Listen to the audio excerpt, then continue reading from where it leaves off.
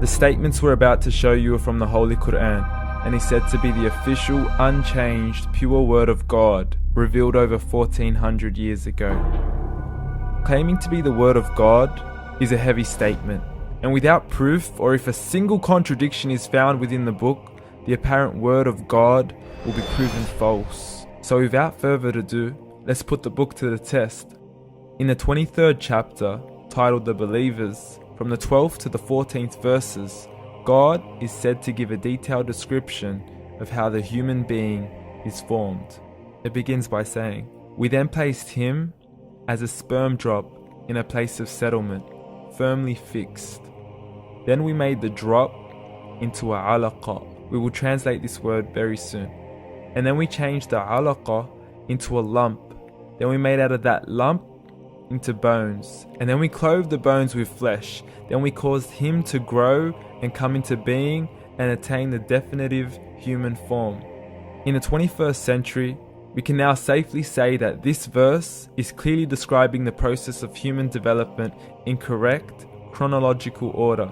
However, what we should be paying attention to in particular is the second stage, referring to the development of the embryo.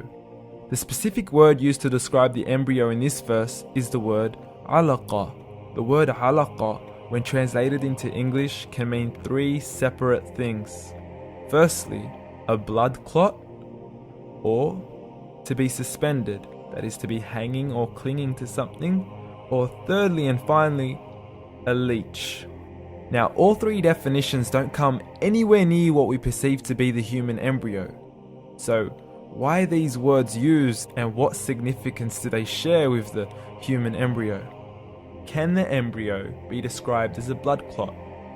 Well, what do you think? In the third week of embryonic development, a tubular heart joins with the blood vessels to form a primordial cardiovascular system, and by the end of the third week, the blood is circulating and the heart begins to beat on day 21.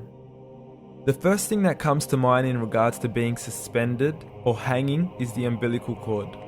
But we can't use that example because we are simply referring to step 2, before the baby has even formed.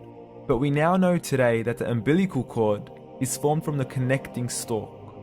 And the connecting stalk is formed as soon as the embryo is formed. The embryo's connecting stalk has even been described by John Allen and Beverly Kramer as an object to suspend the developing embryo in the extra-embryonic column.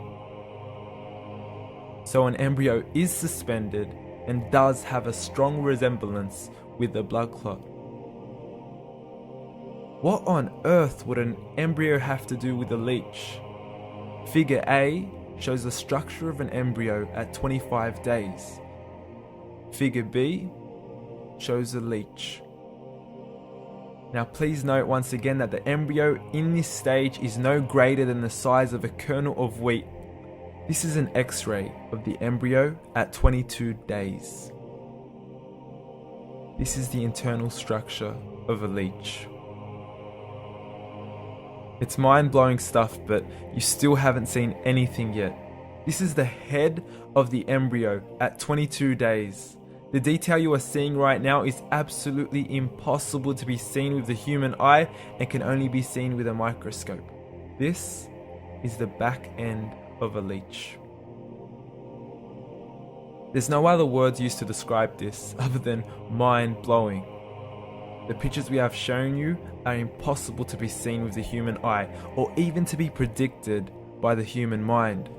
Once again, the verses we have shown you were revealed over 1400 years ago to a man who couldn't read nor write. Are these the words of God? Descriptions of the human embryo in the Quran cannot be based on scientific knowledge in the 7th century. The only reasonable conclusion is that these descriptions were revealed to Muhammad from God, from God, from God, from God.